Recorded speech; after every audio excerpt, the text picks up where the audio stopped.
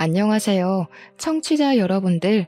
추워지는 날씨에 집구석에 틀어박혀서 사연만 주야장천 듣고 있다가 용기를 내서 저도 사연을 올려봅니다.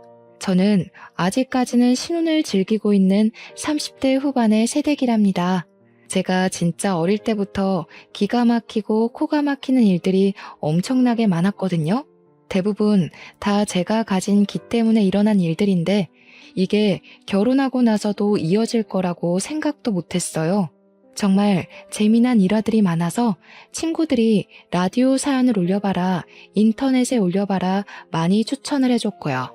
제 신상이 털릴까봐 차마 올리지 못하고 있다가 이렇게 익명으로 보낼 수 있는 곳이 있다는 걸 알고는 바로 글을 써봅니다. 제 이야기 한번 진득하게 들어주시고 재미있다고 해주시면 고맙겠습니다. 저는 어릴 때부터 기가 세다는 이야기를 들으면서 살았습니다. 왜 그런지는 모르겠는데 가끔 길에서 마주치는 할머니들이고 아줌마들이고 아따 조그마한 게 기가 세네 하는 말들을 하셨어요. 300안의 눈동자가 더 그런 이미지를 만들었나 싶기도 합니다. 제가 좀 흰자가 크거든요.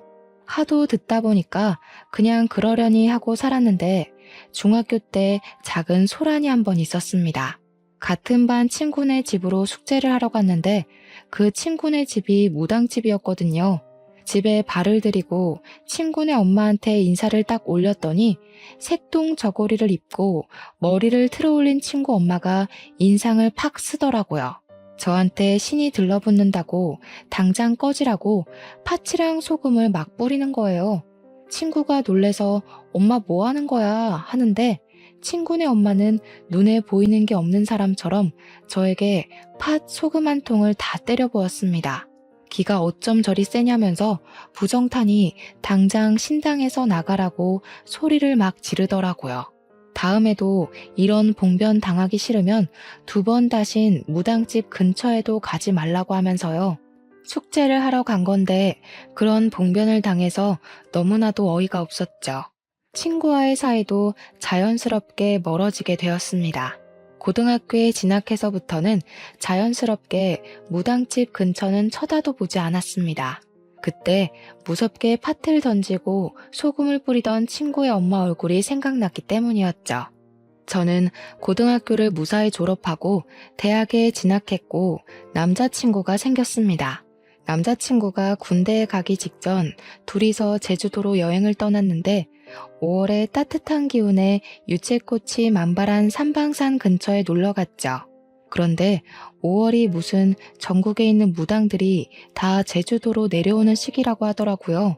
무슨 할매의 기운을 받아야 한다고 무당들이 삼방산 한라산 근처에서 기도를 드린다고 하더라고요. 하필이면 날짜가 비슷하게 겹친 건지 한복이나 색동옷을 입은 딱 봐도 무당 같은 사람들이 여럿 있더라고요. 남자친구랑 아무렇지 않게 데이트를 하고 있는데 무당들과 눈이 마주칠 때마다 저한테 욕을 하더라고요. 육실할 년 신 넘어갈라 이러면서 저를 째려보고 떨어지라고 막 손을 허이허이 젓고 그랬어요. 도대체 저는 무슨 죄가 있다고 이런 취급을 받아야 하는 건지 여행까지 와서 기분이 잡쳤죠. 오죽하면 어떤 무당이 멀찌감치 서서 저한테 자네는 신을 모셔야 해. 생각 있으면 지리산 산신령님을 찾아와 하더라고요. 소름이 막 쫙쫙 돋는데 기가 너무 세면 큰 신들이 다 달라붙는다고 그래서 그런 거라고 자기 할 말만 하더라고요. 같이 여행 간 남자친구가 저한테 소름이 돋는다면서 너 정체가 뭐야? 우리 헤어져 하더라고요. 제주도 여행까지 가서 차인 사람 바로 접니다. 근데 그때까지는 그냥 어이가 없구나 하는 마음이 더 컸거든요.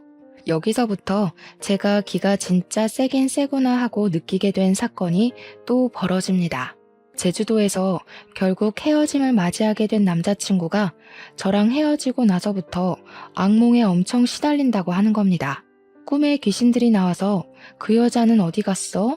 그 여자 데려와 이런다는 거예요. 2달 만에 피골이 상접한 채로 나타나서는 다시 만나달라고 헤어지고 나서부터 귀신이 들러붙는 것 같다고 난리를 치더라고요. 잘못했다고 제발 만나달라고 애원을 하는데 진짜 정신 나간 놈인가 싶었습니다. 무당들 때문에 부정 탄다고 헤어지자고 하더니 귀신이 저 찾는다고 다시 사귀자는 게 말인가요? 그래서 정신 나갔냐고 내가 너랑 다시 왜 만나겠냐고 진절머리를 쳤죠. 가서 귀신 밥이나 차려주라고 내 앞에서 이럴 바에 굿이나 하겠다 했더니 진짜 구슬했대요.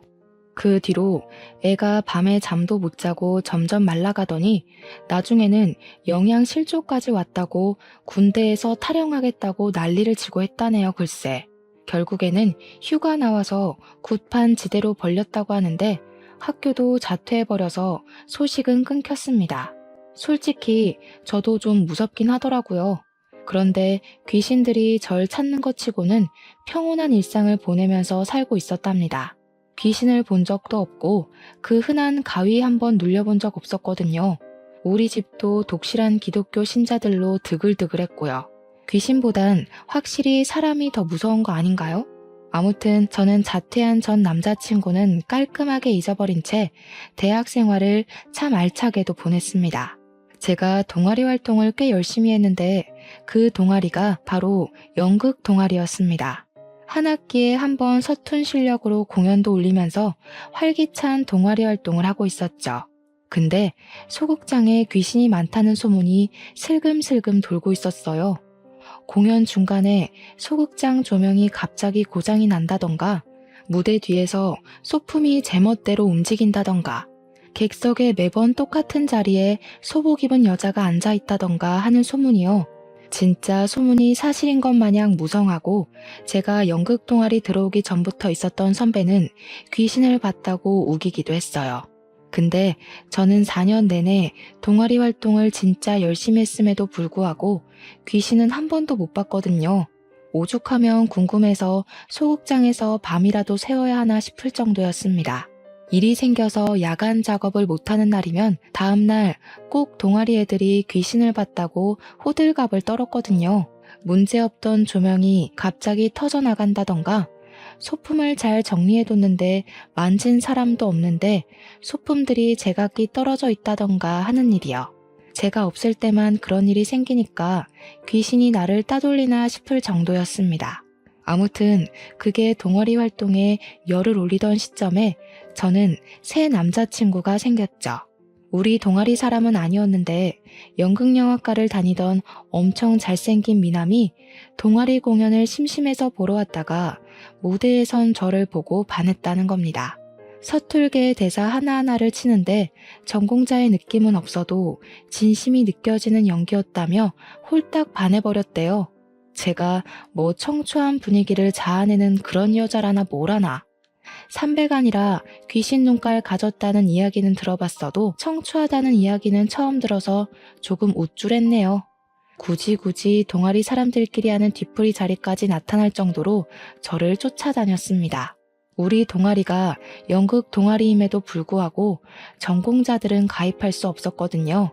아마추어들 기죽게 전공자가 들어오면 분위기가 파삭 삭는다고요. 남자친구는 연극영화과에 재학 중이라 당연히 우리 동아리에 가입은 할 수 없었죠. 그렇지만 저를 쫓아다니면서 잡일이라도 시켜달라고 허구한 날 동아리방 찾아와서 저한테 치근덕댔어요. 밥 먹자, 커피 먹자, 시험 공부 같이 하면 안 되냐 하면서요.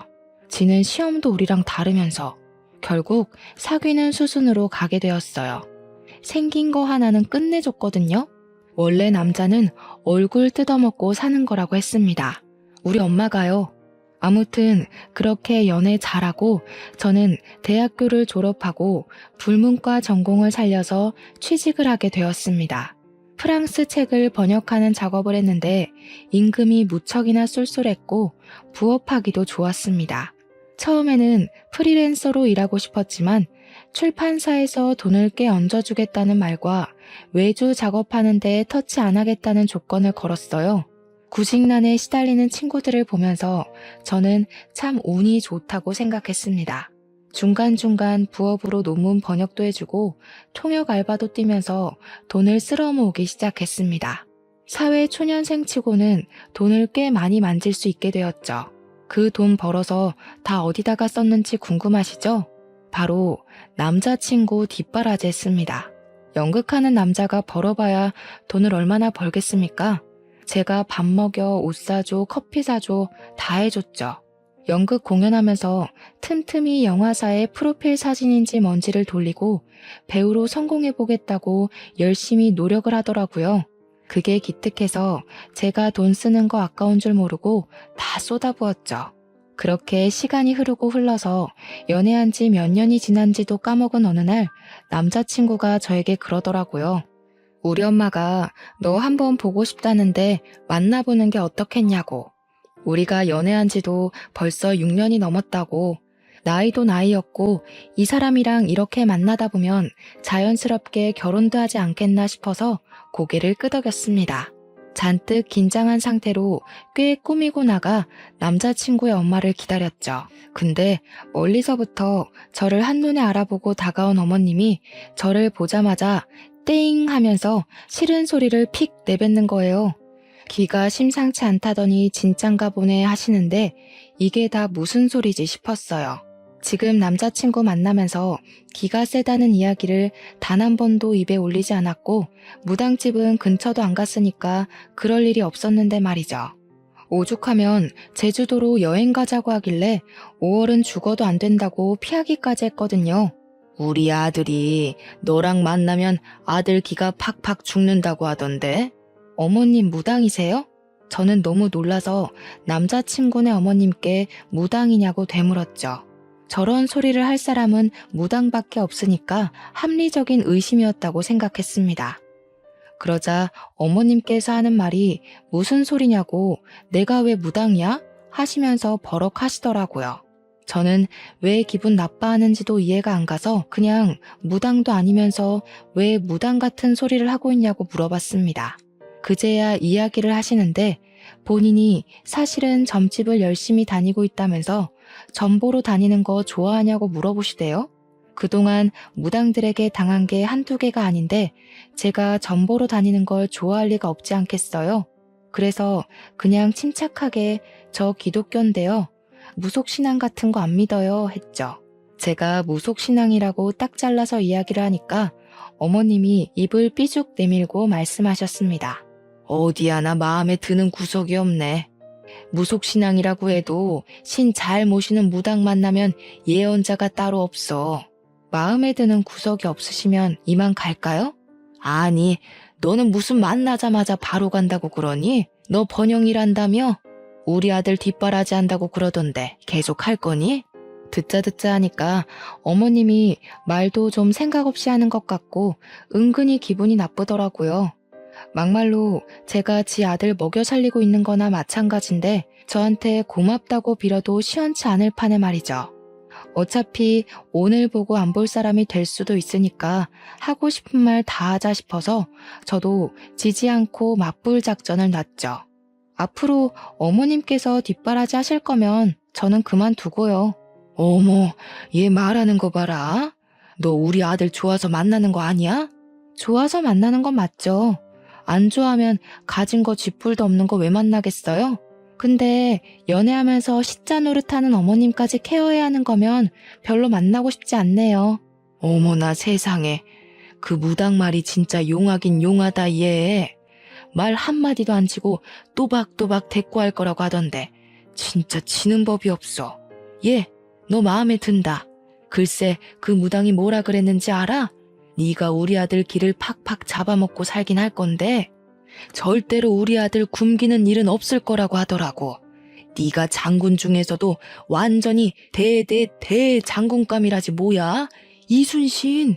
제가 이순신이라는 말에 마시던 커피를 뿜어냈습니다. 가까스로 정리를 하고 이순신이 뭐냐고 물어보니까 어머님이 엄청 뿌듯해하면서 그러시는 거예요.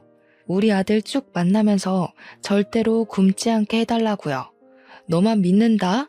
이러시는데 이걸 좋아해야 하는 건지 말아야 하는 건지 제가 가만히 허허 웃고 있으니까 긍정의 의미로 받아들인 건지 나중에 점 보러 같이 가자고 하셨어요.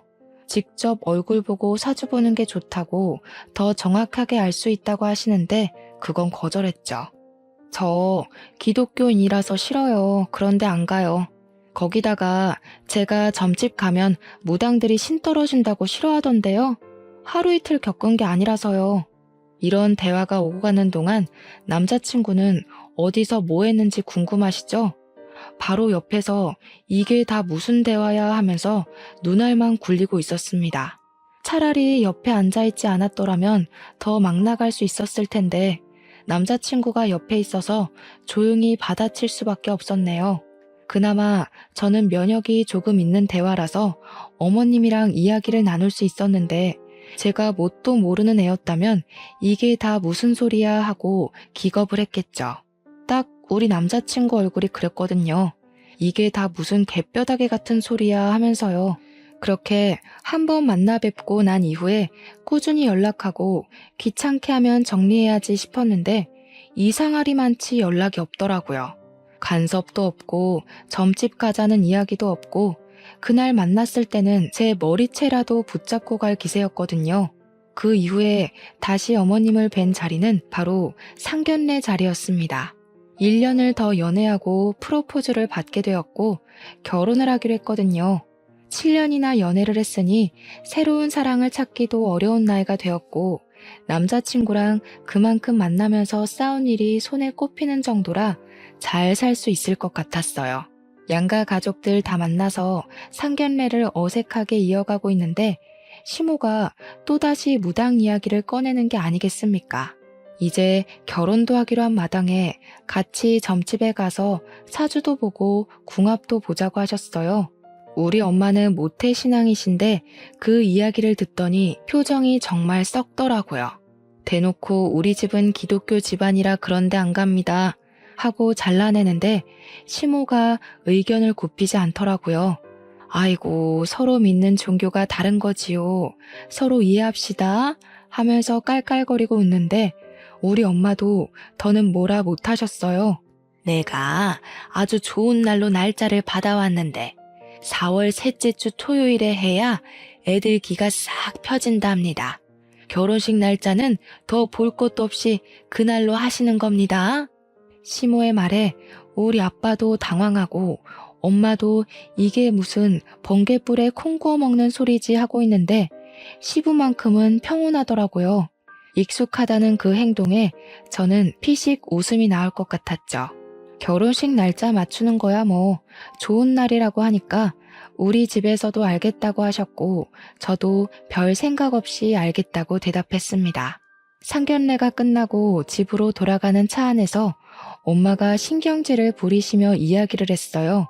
아니, 믿을 게 없어서 선녀보살이니 아기동자니 그런 잡신을 믿는 거냐고요.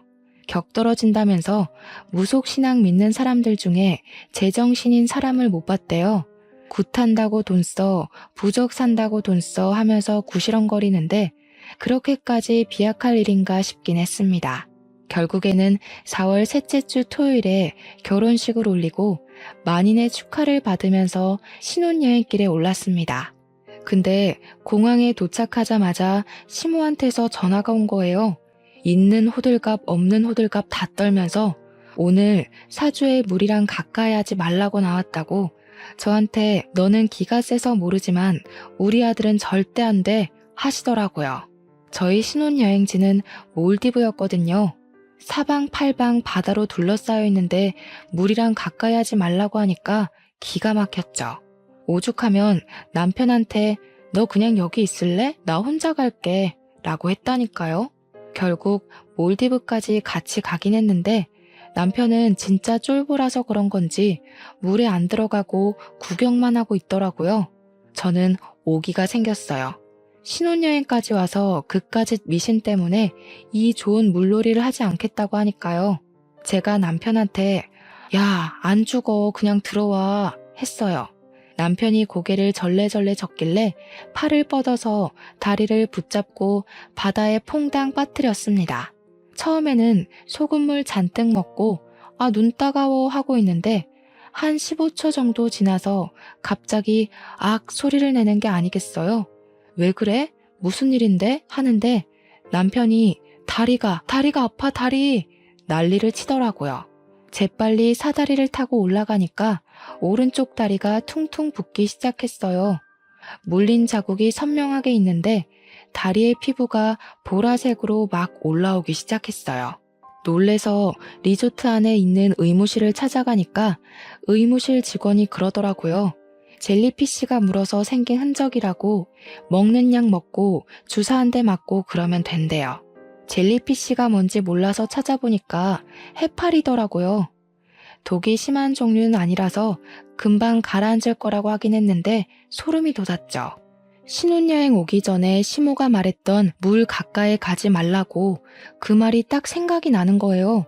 저는 물에 내내 들어가 있었는데 멀쩡했고 우리 남편은 정말 한 30초? 그 정도 바다에 빠진 건데 바로 해파리가 물다니 대박이다 싶었죠. 저도 모르게 그 무당한테 점점 스며들고 있었어요. 신혼여행 다녀와서도 시댁에 인사를 드리러 갔는데 시모가 저를 딱 보더니 오늘 사주에 고기 먹지 말라 그러더라 하시는 거예요. 평소에 고기 반찬 없으면 밥이 잘 안 넘어가는 저에게는 무척이나 시련처럼 느껴졌어요. 시모가 다 제 생각해서 차린 반찬이라며 풀떼기가 가득한 한 상을 차려주셨습니다. 대충 먹고 고기는 내일 먹자고 하시는데 초록색, 주황색 나물들을 보니까 한숨만 푹푹 나왔습니다. 온갖 나물 반찬에 밥 한 대 비벼서 대충 먹고는 못다한 이야기를 나누고 집으로 돌아왔죠. 제가 꼭 햄이라도 있어야 밥을 먹거든요. 고기 반찬 없으니까 밥이 잘 안 넘어갔어요. 배가 너무 고프고 뭐라도 먹어야겠다 싶어서 노점상을 들렀는데 때마침 닭꼬치를 팔고 있는 거예요. 남편이랑 신나서 둘이 닭꼬치를 배 터지게 먹고 집으로 돌아왔는데 그날 저녁부터 배가 너무 아팠어요. 식은땀이 줄줄 나고 배가 찢어질 것처럼 아프고 밤에 화장실을 8번 갈 정도로 설사를 계속했습니다. 다음날 몸무게가 3kg이나 빠져 있었어요. 놀래서 병원을 찾아가니까 탈수 증상도 있대요. 장염이라는 판정을 받고 일주일 내내 설사하고 토하고 난리 법석을 떨었습니다. 이쯤 되면 그 무당 진짜 용한 게 아닌가 하는 생각이 들더라고요. 고기 먹지 말랬는데 닭꼬치 먹어서 장염에 걸린 것 같았어요. 근데 무당이 그런 말을 했다고 했잖아요. 남편이 저랑 살면 기가 팍팍 죽을 거라고요. 우리 남편이 나름 연극 무대만큼은 오래 해가지고 불러주는 곳도 많고 연극은 꾸준히 하고 있었거든요. 그런데 남편이 준비하는 공연마다 자꾸 사소한 문제들이 불거지는 거예요. 같이 공연을 올리던 배우가 폭행 사건에 휘말리면서 공연 자체가 구설수에 올라서 일찍 막을 내리게 된다던가, 해외에서 공연 대본을 들여와서 공연하던 도중에 라이센스 문제로 소송이 걸려서 공연이 중단된다던가, 소극장에서 공연을 하던 와중에 조명 전선 쪽이 합선이 되면서 소극장에 불이 나서 전원이 대피하는 큰 사고가 있기도 했어요. 오죽하면 대학로 자체에서 삼재에 걸린 게 틀림없다고, 안 그러면 각 공연마다 이렇게 사건 사고가 터질 수 있는 거냐고 말도 나왔죠. 그런데 문제는 그 사건 사고가 터질 때마다 우리 남편이 꼭 그 자리에 있었다는 거였어요. 주위에서도 우리 남편 보고 운도 나쁘다고 모든 일에 다 껴있으니 마음고생 심했겠다고 위로 아닌 위로를 했죠. 문제는 구설수에 자꾸 휘말리니까 운빨 믿는 연출들이 우리 남편을 점점 기피하게 되고 작품에 불러주지 않게 되더라고요. 그게 다 결혼하고 1년 만에 일어난 일이었거든요. 저는 번영 일에 통역 알바에 승승장구하다 못해 각 세계의 정상들이 모여 하는 회담 자리까지 초청받아서 통역 일을 했거든요. 프랑스어 통역가로도 이름을 펄펄 날리고 번역 작가로도 날리고 있었는데 우리 남편은 저랑 다르게 확 죽어가고 있었던 거죠. 제가 이름을 날릴수록 남편은 구설수로 이름을 날리기 시작했고요. 오죽하면 우리 시모가 우리 아들 기 다 빨아먹는다면서 눈물을 짓기도 했고요. 저한테 눈치 주는가 싶다가도 그래도 네가 우리 아들 먹여 살린다니까 믿어본다면서 제 손을 꼭 잡기도 하셨어요. 한 가지만 하시지 이랬다가 저랬다가 하니까 저도 좀 기분이 별로였죠. 시모가 은밀하게 저한테 부모한테도 못 얻어먹을 밥상을 제가 차려줄 거라고 했대요. 남편이 점점 집에 있는 시간이 길어지니까 시모가 슬슬 아이 타령을 하기 시작했습니다. 저한테 넌지시 아이 계획은 언제 세울 거냐고 점 보러 가게 말을 해달라고 하는데 별 생각 없었거든요. 그때까지만 해도 제가 일을 열심히 하고 있고 불러주는 데가 많다 보니까 아이 생각은 전혀 하지도 않았죠. 그랬더니 시모가 제 눈치를 슬쩍 보면서 무당이 그러던데 신혼 때 빨리 아이를 가져야 그나마 길을 나눠서 아들 일이 잘 풀릴 거라고 했다고요. 제가 돈을 쓸어 담고 잠도 못 잘 정도로 바빠 죽겠는데 임신할 때는 아니다 싶었죠. 좀 더 있다가 가질 예정이라고 두루뭉술하게 대답을 했더니 시모가 눈치를 줬어요. 애 낳기 전까지는 우리 아들이 내내 피가 마를 일만 가득하던데 하면서요. 예, 그러면 내가 부적 쓴 거 있는데 그거라도 좀 들고 다니면 안 되겠니? 이러면서 하도 귀찮게 굴길래 알겠다고 했습니다. 길을 눌러주는 부적이라고 하면서 꼭 지니고 있으라고 신신당부를 하길래 가방 속에 넣어두고 다녔어요. 그런데 그 부적을 들고 다니면서부터 저한테 이상한 일들이 벌어지기 시작했습니다. 멀쩡한 길을 걸어가다가 갑자기 튀어나온 돌부리에 걸려서 자빠지거나 하는 그런 운 나쁜 일들이요. 분명 돌부리를 본 적도 없는데 갑자기 넘어지고 생전 처음으로 침대 모서리에 발가락을 찧어서 부러진다거나 하는 일이요. 오죽하면 제가 통역 일을 하러 나가야 하는데 발가락이 갑자기 부러지는 바람에 걸을 수가 없게 된 거죠. 중요한 자리였는데 결국 동기한테 일을 떠넘길 수밖에 없었습니다. 그날 피눈물이 날 것 같은 기분을 맛보았죠. 근데 웃긴 건 저한테 그런 사소한 불행한 일이 벌어질 때마다 남편한테는 일이 쑥쑥 들어오기 시작한다는 거였어요. 갑자기 작품이 2개나 들어오고 제가 발가락이 부러졌을 땐 글쎄 영화 조연자리의 캐스팅이 떡하니 된 거죠. 순간 찜찜한 마음이 확 치솟았어요. 이러다가 내가 죽는 거 아닌가? 내가 큰 사고를 당하고 남편이 영화 주연 맡고 그런 거 아닌가? 하는 생각이요. 그래서 어떻게 했냐고요? 부적을 태워버렸습니다.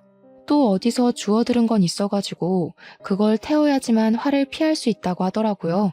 그래서 활활 잘도 태웠죠.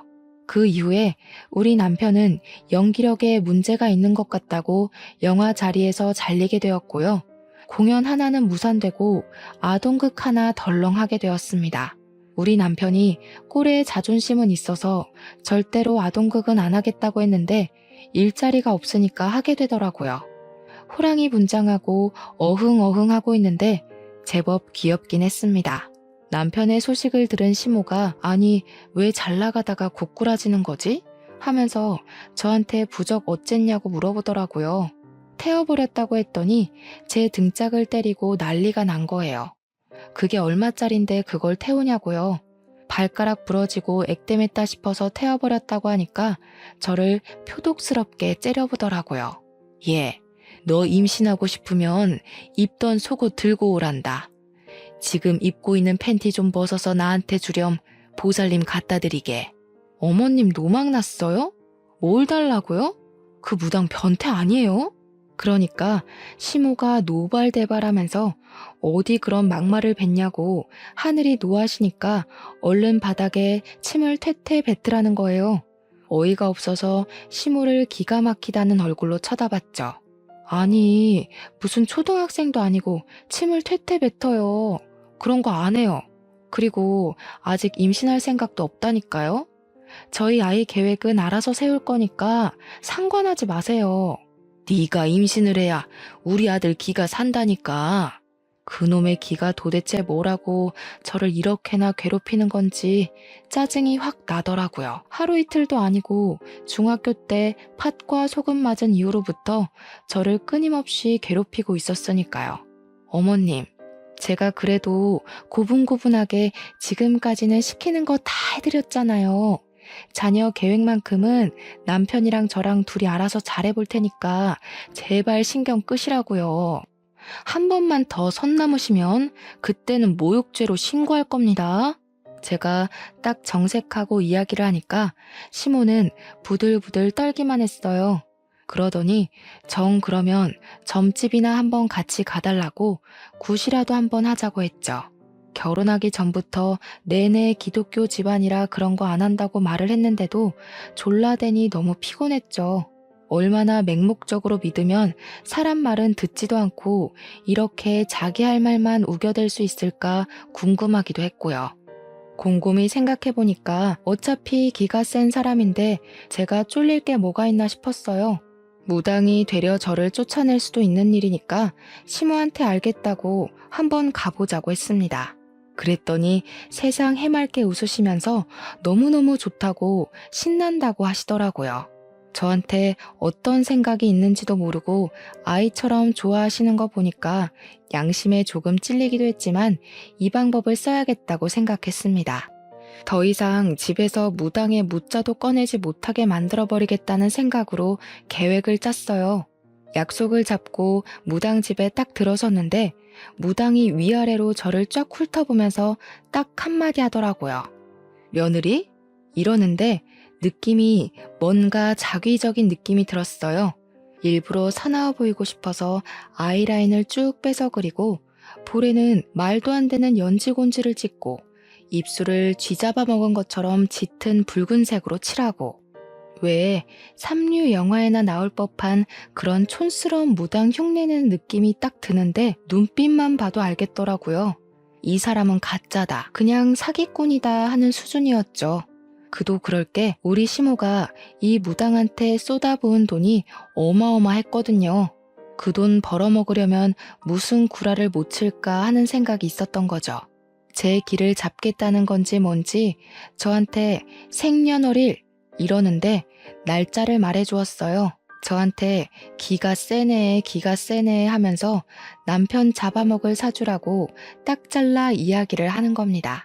아니, 언제는 남편이 나한테만 붙어있으면 평생 배고를 일 없다고 하더니 무슨 남편 잡아먹을 사주라고 말을 바꾸는지, 자기가 굿해주는 순간 그런 나쁜 기운이 다 물러가니까 굿을 하래요.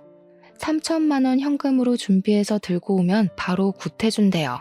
그러면서 씩 웃더니 네 남편 신혼여행 가서 물 가까이 하지 말라고 했더니 물에 빠져 죽을 뻔했지? 이러는 겁니다. 제가 신혼여행 가서 시모한테 해파리에 물렸다고 하면 걱정 많이 하실까봐 그냥 물에서 큰일 날 뻔했다고만 둘러 이야기했거든요. 해파리에 물렸다는 건 꿈에도 모르는 시모가 무당한테 가서 그냥 물에 빠져 죽을 뻔했대요 하고 말한 거죠. 무당은 가짜 정보를 듣고 마치 자기가 꿰뚫은 것 마냥 저한테 이야기를 한 거고요. 거기서 의심은 확신이 되었고 얘는 가짜다 하는 생각을 하게 되었습니다. 확실하게 길을 눌러버리려고 저는 고개를 끄덕이면서 물에 빠져 죽을 뻔했죠 라고 대답을 했어요. 그게 다 너한테 더러운 물귀신이 들러붙어서 그런 거야. 그 귀신을 떼어내려면 내가 굿을 해야지만 돼. 물귀신 때문에 네 남편이 그 좋은 데 가서 물에 빠진 거야. 수영장이 얼마나 위험한 줄 알아? 분명 그 리조트에서 죽은 사람이 한둘이 아닐 게야. 바다에 빠졌다가 해파리에 물린 것이었지만 그냥 물이라고 시모에게 말을 했으니 무당도 수영장인 줄 알았던 거죠. 너네 처음 시댁에 간 날에 화를 입지 않은 것도 내가 말한 대로 나물만 먹어서 그런 거다. 그날 내 말 안 듣고 고기 먹었으면 너네 부부 황천길로 갔을 게야. 솔직히 웃음 참느라 진짜 죽는 줄 알았습니다. 그날 저 닭꼬치 먹고 장염 걸렸잖아요. 황천길은 아니었지만 일주일 내내 설사하느라 죽는 줄 알긴 했죠. 아, 그 닭꼬치 집은 위생 난리 나서 벌금 먹었더라고요. 그래서 장염에 걸린 모양이었습니다. 이야기를 듣는 내내 이놈 아주 가짜구나 하는 생각이 들었고 저도 계획한 대로 본때를 보여주기로 했습니다. 저도 연극 동아리에서 연극을 올렸던 그 실력을 발휘하기로 했어요. 순간 삼배간 눈을 확 치켰더니 무당이고 시모고 둘 다 헉 하면서 숨을 들이켜더라고요. 제가 눈을 치켜뜨면 진짜 공포 영화에 나오는 얼굴처럼 무서워지거든요. 무당이 들고 있던 오색찬란한 부채를 확 빼서들었더니 무당이 어버버 하더라고요. 시모가 얘 너 뭐하니? 하면서 당황해서 이야기를 하는데 바로 부채를 쫙 펼치고는 눈가를 뒤집어 깠습니다. 가뜩이나 흰자위가 판치는 누나를 이리저리 굴리면서 뒤집어 까니까 마치 접신하는 사람처럼 보였나 봐요. 시모가 으악하면서 뒤로 물러나더라고요. 순간 눈을 바로 뜨고 무당을 딱 쳐다봤습니다. 어디 신도 없는 게 신이 있는 척해. 당장 눈깔 안 깔아? 놀란 얼굴로 저를 빤히 보고 있던 무당이 순간 눈을 아래로 축 깔더라고요. 억지로 웃음을 참아내면서 연기를 했어요. 돈에 눈이 멀어서 신을 팔고 다니는 니년이 하늘이 무섭지도 않은가? 그랬더니 무당이 놀래서 저를 바라보는데 그 얼굴에다가 냅다 부채를 던졌습니다. 코를 막고 악 소리를 내며 움켜쥐는 무당을 보고 벌떡 일어서서 눈가를 뒤집고 살풀이하는 것처럼 방방 뛰었어요. 제가 방방 뛰면서 막 돌기 시작하니까 시모가 놀래서 무당 옆에 찰싹 붙더라고요. 무당도 그런 시모 옆에서 제가 하는 꼴을 계속 쳐다보고 있었습니다. 저는 거기서 끝내지 않고 방방 뛰면서 불어를 미친 듯이 빠르게 외쳤어요. 그냥 의미 없는 불어였어요. 식사는 하셨습니까? 오늘 날씨 좋네요.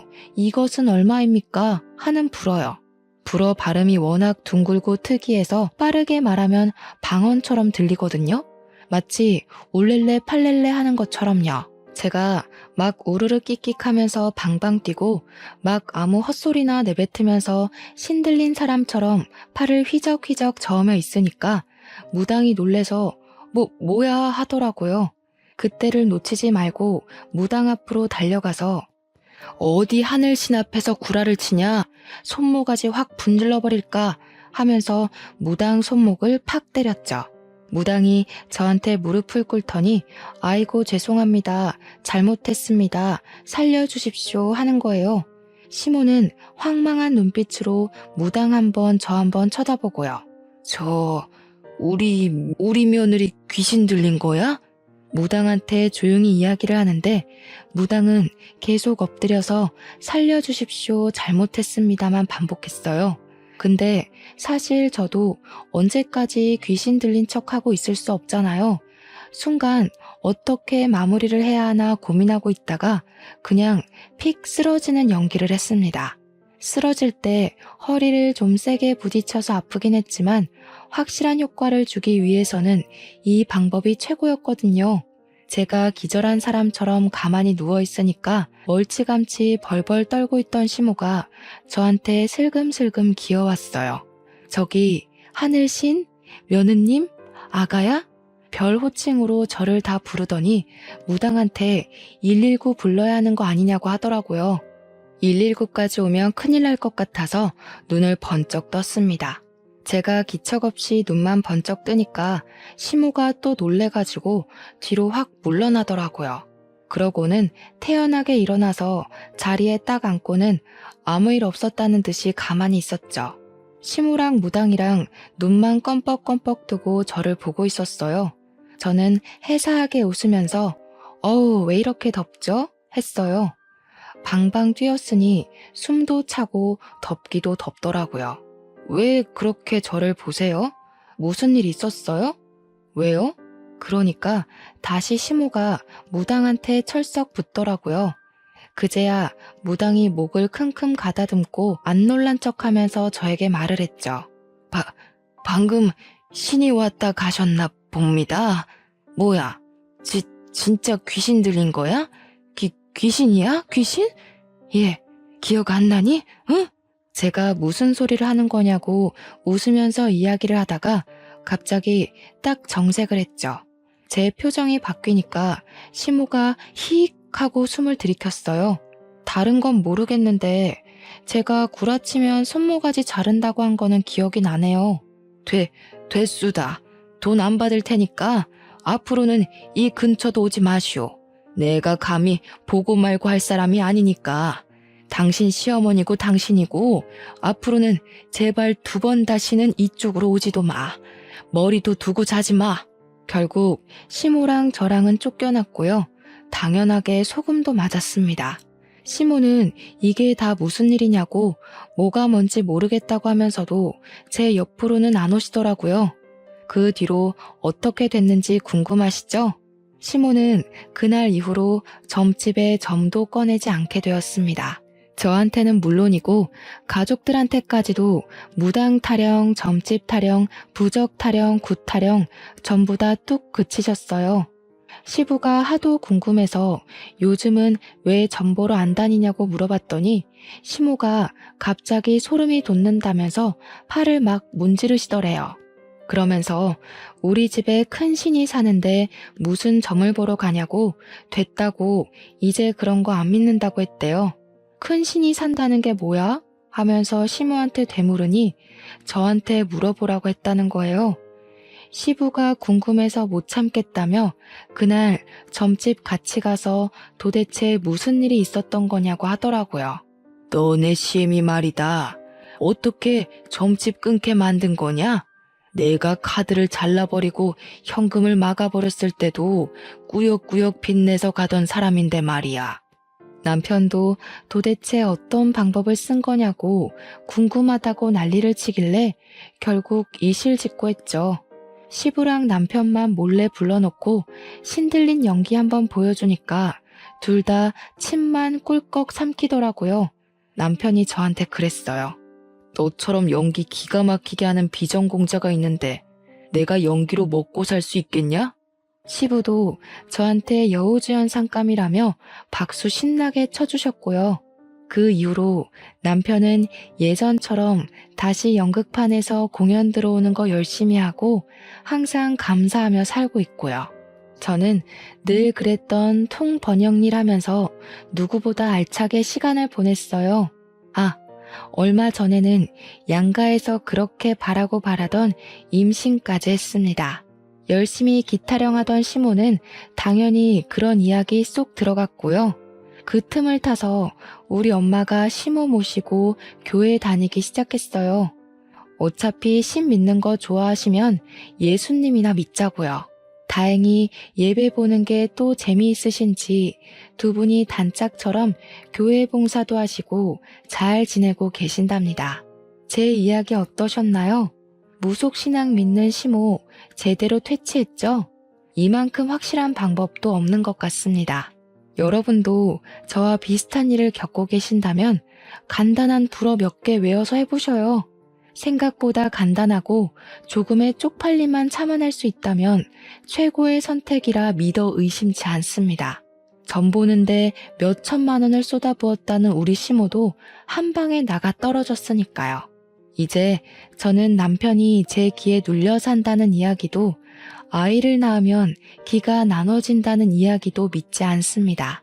그저 각자의 자리에서 충실하게 하루하루를 살다 보면 서로 좋은 일이 언젠간 터지겠죠. 남편도 꾸준히 노력하고 있으니까 그 자리에서 더 좋은 배역을 맡아 연기할 날이 올 거라고 믿어요. 저도 더 열심히 일해서 우리 가족 먹여 살리는데 힘써 보겠습니다. 저는 여기서 마무리하도록 하겠습니다. 감사합니다.